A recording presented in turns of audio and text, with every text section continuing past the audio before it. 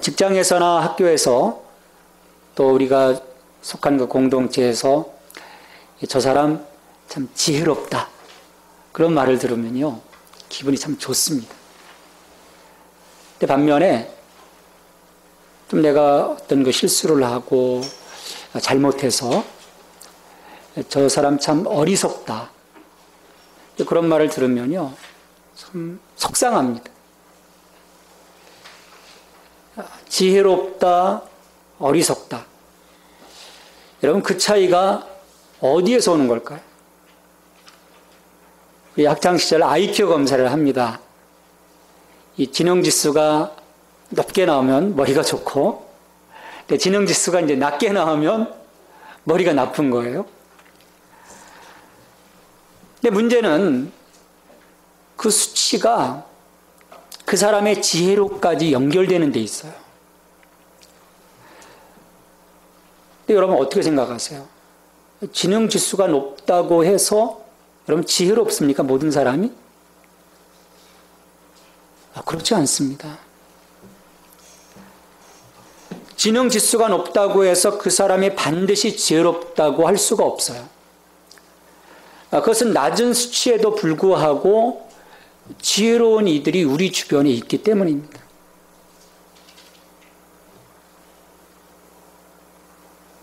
학교에 가본 적이 없어요. 그런데도 보면 제가 아는 어르신은 거의 이제 팔순이 되셨는데 얼마나 지혜로운 분인지 몰라요. 이런 그 차이는 어디에서 비롯되는 걸까? 지혜는 순수하고 단순한 지성이 아닙니다.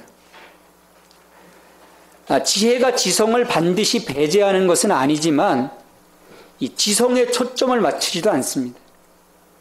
그것은 지혜가 무엇을 아는 것이 아니라 세상을 살아가는 법과 관련되어 있기 때문입니다. 오늘 우리는 그 삶의 어떤 그 생활 속에 그 다양한 환경 가운데 지금 노출되어 있어요.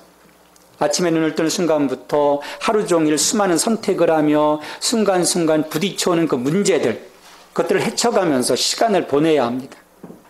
그러게 마냥 즐거울 수 없어요.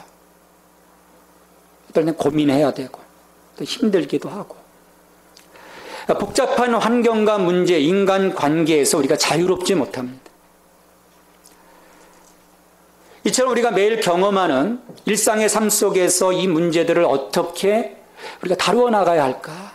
어떻게 좀 더 이걸 잘할 수 있을까? 참 우리들의 고민이죠. 무엇을 말하고 어떻게 행동해야 할지, 또 시시각각 변하는 우리의 감정을 어떻게 또 표출해야 할지. 뭐 화난다고 다 화내고 기분 나쁘다고 또 이렇게 사람들한테 그런 나의 감정들, 바닥들을 드러낼 수 없거든요. 우리를 힘들게 하는 사람들이나 이 불쾌한 환경 앞에 어떻게 우리가 대처해야 하는가? 이런 문제들로 고민하지 않고 편안하게 대처하면서 물 흐르듯 살아갈 수 있는 길은 정말 없을까?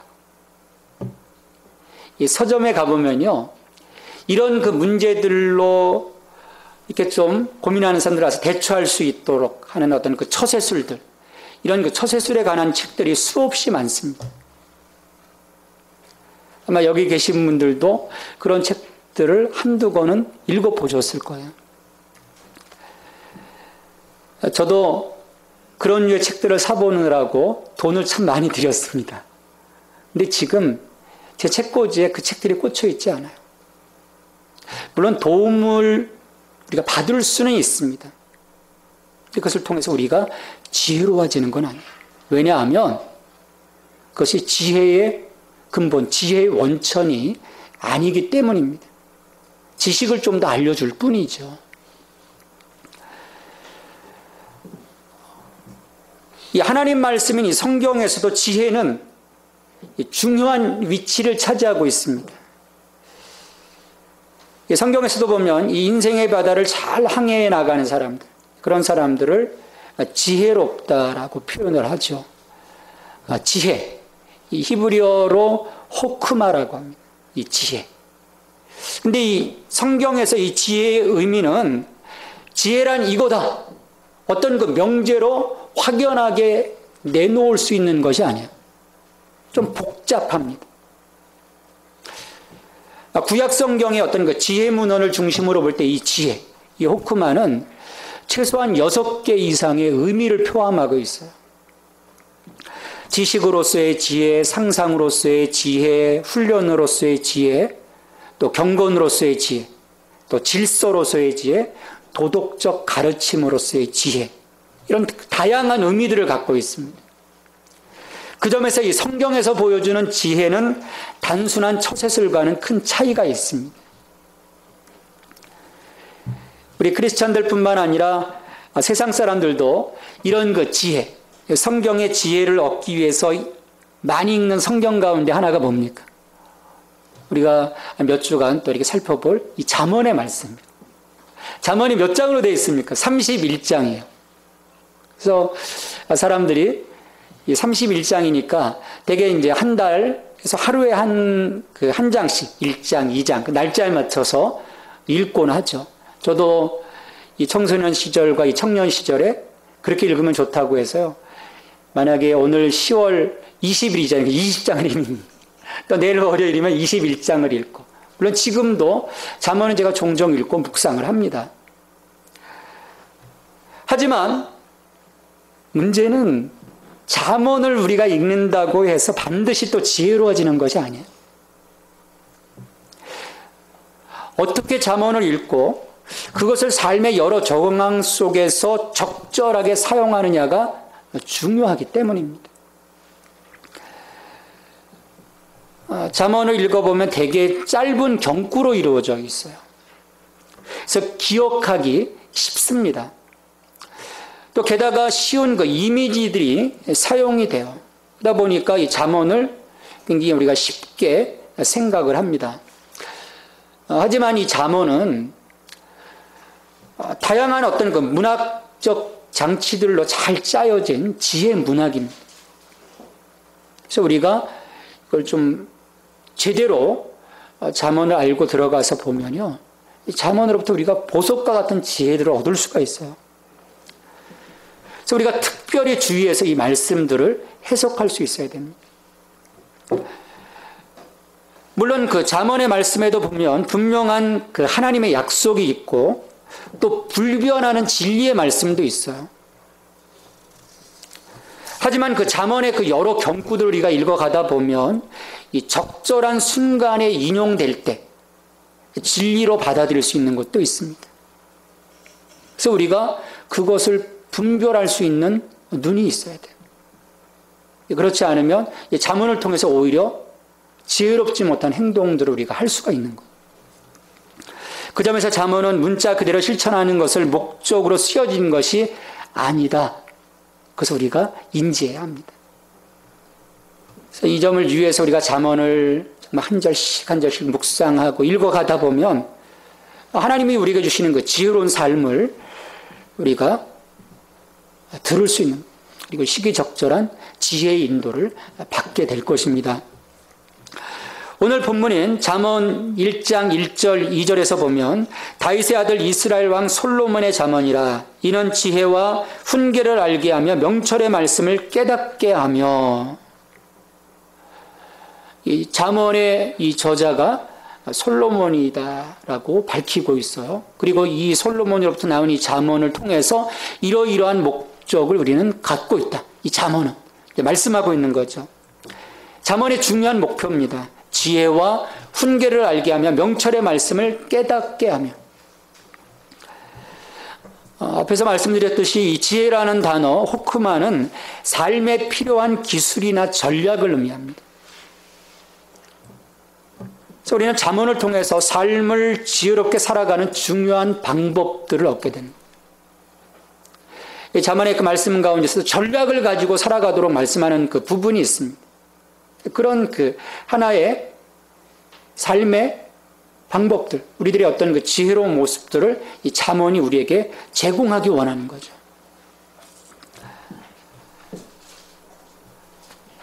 우리 안에는 그 본능이 있습니다. 이 사람이 태어나서 이 본능적인 것은 배우지 않아도 다 할 수 있어요. 먹고, 자고, 싸고, 가장 기본적인 것들.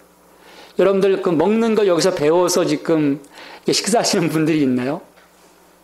그냥 배고프니까 먹는 거예요. 또 졸리면 자고. 근데 그 이상의 그 성숙한 삶, 그 본능적인 삶이 아니라 그 이상의 성숙한 삶은 지혜를 갖추지 않고선 살아가기가 어렵습니다. 근데 불행하게도 우리 주변에 보면 이처럼 그 본능적인 삶으로 그냥 살아가는 분들이 있어요. 그러면서 잘 산다고 생각을 합니다. 하지만 그 사람 주변에 있는 사람들은 다 죽는 거예요. 다 죽이는 거예요. 내가 지혜롭지 못함을 통해서 다른 사람들 다 상처 입히는 거죠. 이렇게 그 본능적인 옛사람의 삶을 넘어서도록 지혜를 알고 이것을 우리는 지속적으로 훈련을 받아야 합니다. 하나님 말씀을 통해서 이런 훈련들이 우리가 이루어질 수 있는 거예요. 왜냐하면 하나님 말씀은 우리의 심령을 쪼개고 우리의 그 완고함을 쪼개고 우리의 어리석음을 쪼개는 그 능력이 있기 때문입니다. 그래서 우리가 말씀 앞에 온전히 노출되어 있으면요, 우리의 인생이 달라져요. 지난 수천 년 동안 수많은 사람들이 하나님 말씀 앞에 노출되어졌을 때 그 말씀의 권세를 통해서 그 인생들이 변화되어졌어요. 어리석음에서 삶의 지혜 가운데로, 죽음에서 생명 가운데로. 이게 말씀의 권세입니다. 그래서 우리가 그러니까 말씀 앞에 지속적으로 노출되어지고 그 말씀 안에서 내가 훈련을 받아야 되는 것이죠. 근데 우리가 말씀을 어떤 그 지식적으로 받는 경우들이 참 많습니다. 방법론적인 것들로 말씀을 받아들여요. 아, 그래, 나 알아. 근데 거기서 끝나요. 참 안타깝죠. 이 말씀이 인카네이션, 내 말씀이 내 삶 속에 체화되어져야 하는데 그 과정이 우리가 생략이 됩니다. 그러니까 뭔가 변화가 없죠. 지속적인 그 말씀의 훈련을 통해서 내 삶에 그 말씀이 자리 잡게 되고 그 말씀의 조명을 통해서 삶을 분별해 갈 수 있는 지혜의 자리까지 나아갈 때 그게 바로 이제 명철을 얻게 하는 거죠. 우리로 하여금 지혜를 깨닫게 하시고 그 지혜의 그 훈련을 통해서 명철을 얻게 하시는 그 자리까지 우리를 하나님은 이끌어가기를 원하십니다. 보게 하는 거예요. 뭐가 생명인지 뭐가 죽음인지. 그래야 그 지혜가 우리의 삶 가운데 살아있는 지혜로 자리매김하게 되는 것이죠. 그래서 잠언은 끊임없이 독자들을 훈계함으로 훈련합니다. 3절 말씀 보시면 지혜롭게 공의롭게 정의롭게 정직하게 행할 일에 대하여 훈계를 받게 하며, 이 의미는 그 말로써 점잖게 타이르는 그런 과정을 말하는 것이 아닙니다. 자녀를 이제 여기 되게 이제 많은 분들이 이제 키우시게 될 건데 참 쉽지가 않아요. 여기서도요, 말로서가 아니라 어떤 체벌까지 동반되어지는 그 훈련 과정을 얘기합니다. 엄격하게 하는 거죠. 이 과정을 통해서 잠언은 우리들로 하여금 명철을 깨닫도록 도와줍니다. 분별할 수 있는 분별력을 갖게 해주시는 거예요. 이처럼 잠언의 목표는 분명한 것입니다. 잠언을 읽는 그 독자들로 하여금 성공적인 삶을 살아가는 데 필요한 기술을 얻고 그러한 삶을 얻기 위한 훈련을 받고 올바른 길, 다시 말해서 지혜로운 길, 공의로운 길, 정의로운 길, 정직한 길을 구별하도록 분별력을 갖추는 데 그 목표가 있는 것입니다. 그래서 생명의 길로 갈 수 있도록 해주시는 거예요.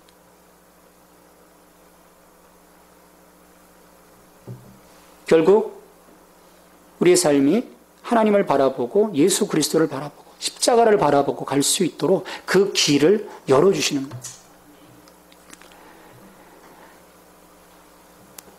오늘 본문에서 자, 이와 같은 그 잠언의 지혜를 누가 들어야 하는가? 독자에 대한 문제를 말씀을 합니다. 4절 5절 말씀해 보면 어리석은 자를 슬기롭게 하며 젊은 자에게 지식과 근신함을 주기 위한 것이니 지혜 있는 자는 듣고 학식이 더할 것이요 명철한 자는 지략을 얻을 것이라. 그래서 들어야 할 사람들로 지혜로운 자, 명철한 자, 어리석은 자, 젊은이, 사실 모든 이들이 포함되는 것입니다. 예외가 없다는 것이죠. 그러니까 우리가 겸손하게 하나님 말씀에 귀를 기울이기 시작할 때 우리에게 영적인 유익들이 주어진다는 것입니다. 그래서 어리석었던 자는 지혜로워지고, 지혜로운 자는 더욱더 학식이 더해지고, 또 명철한 자는 지략을 얻고, 또 경험이 일천한 젊은이들은 삶의 풍성한 지식과 절제함을 누리게 된다는 거예요. 청년들 좋다는 게 뭡니까? 뭔가 할 수 있다는 어떤 우리의 고유의 언어로 하면 그걸 갖고 있는 거거든요. 근데 문제는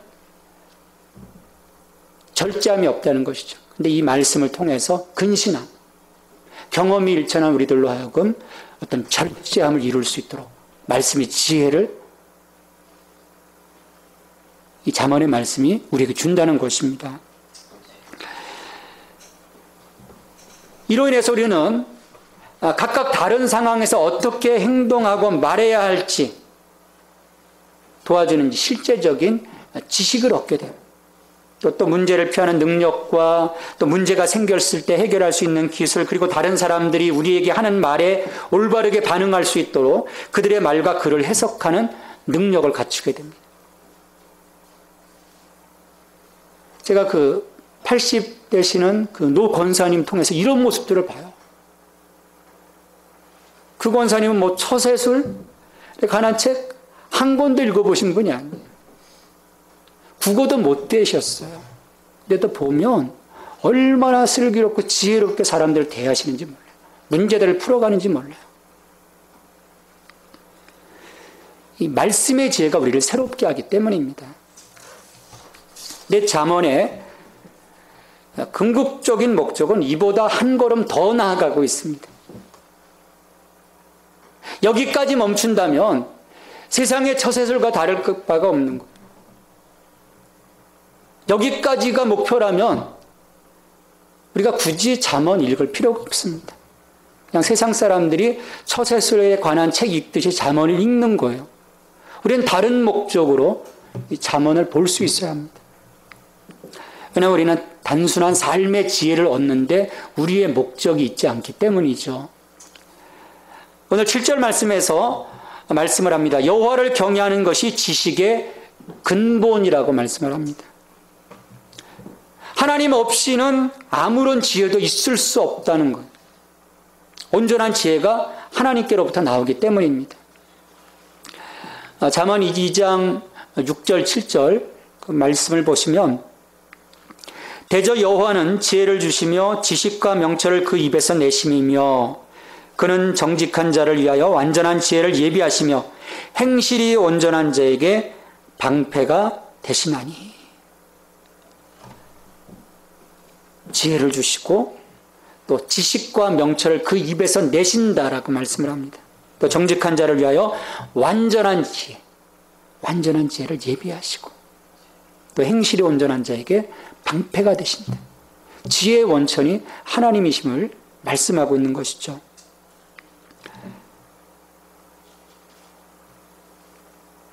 우리가 세상의 지혜와 구별되는 지혜가 바로 여기에 있는 것입니다. 여호와를 경외하는 것. 내가 여호와를 경외함으로 지혜의 근원이신 그분과 연결되어지면서 그분의 지혜 가운데 내가 충만하게 채워지는 겁니다. 하나님을 경외한다. 그럼 무엇이 하나님을 경외하는 것입니까? 이것은 내가 하나님을 사랑하는 거예요. 근데 우리가 대개 남녀가 만나서도요, 이렇게 사랑하게 되면요, 정말 서로 더 배려해주고 더 존중해야 되는데 어떨 때 보면 막대하는 경우가 있습니다. 사랑한다고 해서. 우리가 하나님을 사랑한다고 하는 개념 속에서도 그런 개념들이 들어올 때가 있어요. 하나님 사랑, 그러니까 하나님과 허물 없는 개념으로 막 넘어가는 경우들이 있어요. 근데 경외한다는 것은 내가 하나님을 정말 사랑합니다. 내 모든 걸 다 드리고자 내 것을 다 헌신 희생하면서 하나님을 사랑하는 그 마음이 있는 것과 동시에 하나님에 대한 두려움만, 두렵다는 것이 어떤 무섭다, 어떤 허러블한 그런 걸 개념이 얘기하는 것이 아닙니다. 하나님과의 관계에서의 어떤 그 두려움. 그래서 그 두려운 마음으로 하나님의 주권과 말씀의 명령에 복종하면서 하나님을 섬기는 것. 이게 경외예요. 세상 사람들이 볼 때는 하나님을 경외한다는 말 개념이 사실은 들어오지 않습니다. 왜? 하나님을 잘 모르니까. 하나님이 어떤 분이신지 모르니까 그걸 잘 이해를 못해요. 하나님을 사랑함과 동시에 하나님을 두려워하는, 그래서 그분의 말씀에 대해서 복종하며 하나님을 섬기는 것. 그게 경외죠. 이건 한마디로 주권 이양입니다. 내가 정말 하나님을 경외한다고 하는 것은 주권 이양. 나의 그 컨트롤 타워를 하나님께 넘겨드리는 거예요. 예수 그리스도에게 넘겨주시는 거예요. 그래서 이처럼 지혜로운 자들은 세상과 자신의 삶에 대한 그 하나님의 근본적인 역할에 마음이 활짝 열려 있습니다. 그래서 드릴 수 있는, 그렇지 못하면 움켜쥐고 있는 거죠. 반면에 어리석은 자들은 그렇지 못합니다. 시편 14편 1절에서 보면 말씀하기를 어리석은 자는 그의 마음에 이르기를 하나님이 없다는도다 말씀을 합니다. 또 오늘 말씀 7절에서도 여호와를 경외하는 것이 지식의 근본이거늘 미련한 자는 지혜와 훈계를 멸시한다. 하나님을 멸시한다는 거예요. 하나님의 지혜를 부정한다는 것이죠.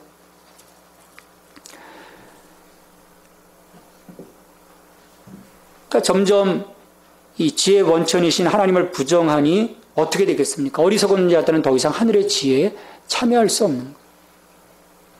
그들의 삶이 점점 우매해지고 그늘에 가려지고 결국 망하게 되는 것이죠. 이게 성경이 보여주는 결과입니다. 근데 이 사실을 아이러니컬하게도 이 잠언의 많은 부분을 남겨놓은 이 솔로몬 왕에게서 볼 수 있어요.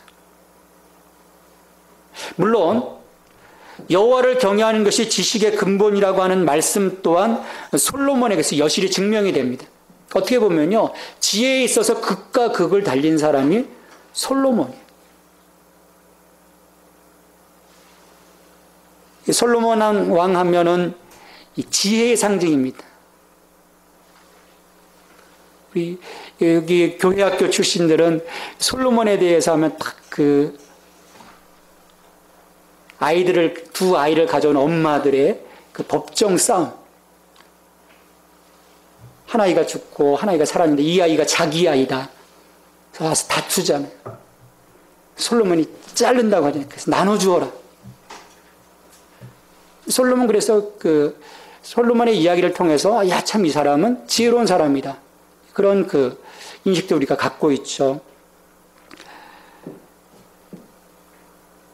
그 소문이 또 그 지혜에 대한 소문이 엄청나서 그 고대 근동 지방의 수많은 나라들로부터 사람들이 옵니다. 그 지혜를 보기 위해서. 이 솔로몬이 이렇게 그 지혜를 얻을 수 있었던 것은 그가 하나님을 온전히 경외했기 때문이에요. 열왕기상 2장에서 이제 다윗이 죽고 여러 그 우여곡절 끝에 솔로몬이 왕이 돼요. 3장에서 보면, 열왕기상 3장에서 보면 이 다윗 왕의 뒤를 이어서 왕이 된 솔로몬이 하나님을 정말 사랑합니다. 물론 그 뒤에 가면 또 하나님이 거하실 초소인 성전까지 솔로몬이 하나님께 지어드리죠.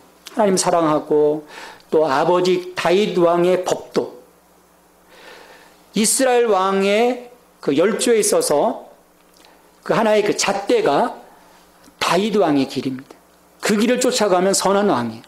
그 길을 벗어나면 악한 왕입니다. 솔로몬은 이 다윗 왕의 법도를 그대로 행해요. 그렇게 이제 왕의 직위를 수행하는 가운데 하나님께 1000번제를 드립니다. 1000번제. 우리 레위기 공부해 보신 분들은 아시죠? 번제하면 뭡니까? 하나님께 내 인생 전부를 드린다고 하는 의미예요. 다 드리는 거예요. 자원제입니다. 속죄제나 속건제는 내 죄 때문에 드리는 것이지만 번제, 소제, 화목제는 자원제. 하나님과의 관계를 더욱더 돈독히 하기 위해서 하나님께 드리는 건데, 번제는, 소외 번제는 정말 내 인생 전부를 다 하나님께 드립니다. 하나님이 나의 왕이십니다. 인정하는 거예요. 근데 하나님 앞에서 이와 같은 그 번제를 희생됨을 1,000마리를 잡아서 하나님께 올려드리니 하나님이 얼마나 기뻐하셨겠습니까? 그 희생됨을 다 받으시는 거죠. 이처럼 하나님을 경외할 때 하나님께서 밤에 솔로몬의 꿈에 나타나셔요. 그리고 그에게 묻습니다. 내가 무엇을 줄고 너는 구하라. 하나님께 구하라는 거예요. 내가 다 주겠다는 거죠. 그때 솔로몬이 구한 것은요, 권력도, 명예도, 부도, 또 어떤 그 대적들도 처단해 달라는 것이 아니었어요. 열왕기상 3장 9절에서 솔로몬이 하나님께 구합니다. 누가 주의 이 많은 백성을 재판할 수 있사오리까? 듣는 마음을 종에게 주사 주의 백성을 재판하여 선악을 분별하게 하옵소서. 하나님께 지혜를 구했습니다. 하나님이 이와 같은 그 솔로몬의 간구가 마음에 드셨어요. 그래서 그로 인해서 11절, 13절에서 하나님은 그에게 엄청난 복을 주십니다. 이 하나님이 그에게 이르시되 내가 이것을 구하도다. 자기를 위하여 장수하기를 구하지 아니하며 부도 구하지 아니하며 자기 원수의 생명을 멸하기도 구하지 아니하고 오직 송사를 듣고 분별하는 지혜를 구하였으니 내가 내 말대로 하여 내게 지혜롭고 총명한 마음을 주노니 내 앞에도 너와 같은 자가 없었거니와 내 뒤에도 너와 같은 자가 일어남이 없으리라. 내가 구하지 아니한 부귀와 영광도 내게 주노니 내 평생의 왕들 중에 너와 같은 자가 없을 것이라. 하나님께서 솔로몬에게 지혜와 총명을 주셨어요. 그와 함께 부와 명예, 권세도 하나님께서 주셨습니다. 이스라엘 역대 왕들 중에서 가장 큰 영화를 솔로몬이 누렸어요. 가장 큰 왕국, 가장 큰 군사력, 가장 큰 부와 더불어서 지혜, 명쟁을 누리게 되죠. 하지만 하나님께서 그에게 복을 주시면서 말씀하실 때 매우 중요한 부분이 있습니다. 이 말씀 한번 우리 같이 찾아보겠습니다. 열왕기상 3장 14절 말씀이에요.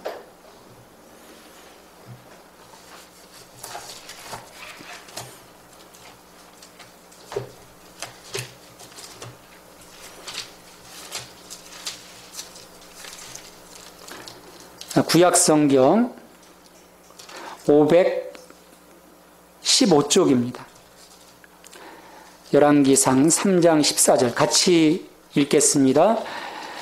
내가 만일 내 아버지 다윗이 행함같이 내 길로 행하며 내 법도와 명령을 지키면 내가 또 내 날을 길게 하리라. 내가 만일 내 아버지 다윗이 행함같이 내 길로 행하며 내 법도와 명령을 지키면 내가 또 내 날을 길게 하리라. 여러분, 하나님이 주시는 지혜의 유효기간은 언제까지일까요? 하나님 우리에게 주시는 지혜의 유효기간, 여러분, 하나님 경외할 때까지입니다. 내가 평생 하나님을 경외하면 지식의 근본이신 하나님께서 우리 가운데 지혜를 주시는 거예요. 하지만 하나님을 경외하는 그 길을 떠나는 순간 하나님의 지혜의 영이신 성령님이 우리를 떠나고 마는 겁니다. 물론 세상적으로는 우리가 지혜로울 수 있겠죠. 똑똑할 수 있겠죠. 하나님의 지혜의 영이신 성령님은 떠나가는 거예요. 열왕기상 11장에 이르면 결국 솔로몬의 마음이 여호와를 떠나버립니다. 하나님께 일천번제를 드리고 하나님께 성전을 짓고 하나님의 그 법도를 따라 살아가던 솔로몬이 정략 결혼을 통해서 얻은 이방 여인들이 막 오게 되면서 우상들을 다 안고 와요. 그 여인들을 사랑하다 보니까 이 우상도 사랑하게 되는 거예요. 결국 그는 어리석음과 태락의 길을 걷게 됩니다. 솔로몬의 이와 같은 하나님의 길을 떠난 것, 우상 섬김을 통해서 결국은 이스라엘이 남과 북으로 분열되어지는 빌미를 제공하게 됩니다. 영적인 타락이. 그런 말년에 더 이상 지혜로운 왕이 아니었어요. 어리석은 왕이었습니다. 우리 전도서도 솔로몬이 지었다고 이제 이야기를 하죠. 전도서 12장 13절에서 보면 하나님을 경외하고 그의 명령들을 지킬지어다. 이것이 모든 사람의 본분이니라. 모든 것이 다 어때다 이야기하면서 맨 마지막에 이야기하는 것이 바로 이것입니다. 하나님을 경외하고 그의 명령들을 지킬지어다. 이것이 모든 사람의 본분이다라고 말합니다. 근데 그렇게 고백했던 그의 말, 그의 생의 마지막에서 결코 지켜지지 않고요. 어리석게 죽게 됩니다. 나라가 망하는 거예요. 한 사람이 지혜로울 때 그 주변에 살았는데 한 사람의 지혜로움을 잃어버렸을 때 주변이 다 죽게 되는 것이죠. 우리의 본분이 하나님을 경외하고 그분의 말씀에 순종할 때 우리는 지혜의 영이신 성령님의 인도하심을 통해서 인생의 올바른 길을 걸어갈 수 있습니다. 우리가 가는 길목마다 수많은 함정들이 사실은 놓여 있어요. 우리가 방심하는 순간 사탄은 포효하는 사자처럼 우리를 집어삼키고자 덤벼들 겁니다. 예수님도 그 초기 사역에서 이런 그 세상으로 제자들을 파송하시면서 경고하시죠. 마태복음 10장 16절 말씀인데 예수께서 말씀하시기를 보라 내가 너희를 보냄이 양을 이리 가운데로 보냄과 같도다. 그러므로 너희는 뱀같이 지혜롭고 비둘기같이 순결하라 말씀을 합니다. 양떼인 우리가 지금 이리가 가득한 이 세상에 나가서 어떻게 우리가 살아갈 수 있겠습니까? 어떻게 대처하고 어떻게 우리의 생명을 지키고 우리의 믿음을 지키고 또 죽어가는 자들을 생명 가운데로 우리가 이끌어올 수 있겠습니까? 우리가 진리이신 예수님과 연합하며 살아갈 때 또 그분에게 우리의 삶의 뿌리를 깊이 박고 살아갈 때 우리는 지혜의 원천이신 하나님과 연결될 것입니다. 그 지혜의 가치를 여러분들이 오늘 누릴 수 있길 바랍니다. 여러분의 인생이 이 하나님의 지혜를 통해서 달라지게 될 거예요. 그것은 세상을 바라보는 우리의 눈이 열리기 때문입니다. 지금과는 다른 패러다임으로 세상을 바라보고 내게 지혜 주심을 통해서 내 생각, 내 마음, 내 언어, 내 행동 하나하나가 구별되어지기 때문에 세상과는 분명하게 구별되어지기 때문에 이 땅 가운데서 우리가 세상의 어리석음과는 다른 차원으로 정말 지혜로운 삶, 멋진 삶을 살아갈 수 있는 것입니다. 그럼 왜 수많은 이 크리스찬들이 있는데 왜 보면 지혜롭지 못한 사람들 참 많은데 그건 또 무슨 문제냐? 온전히 그 말씀 가운데 그들이 들어가지 못한 거죠. 순종하지 못한 거죠. 훈련받지 못한 거죠. 예수 그리스도와 연합되지 못한 거예요. 하나님을 경외하지 못하는 거죠.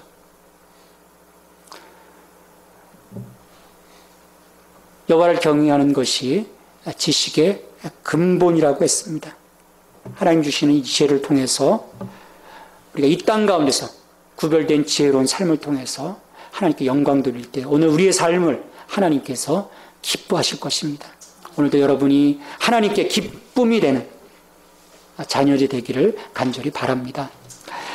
하나님 아버지 감사합니다.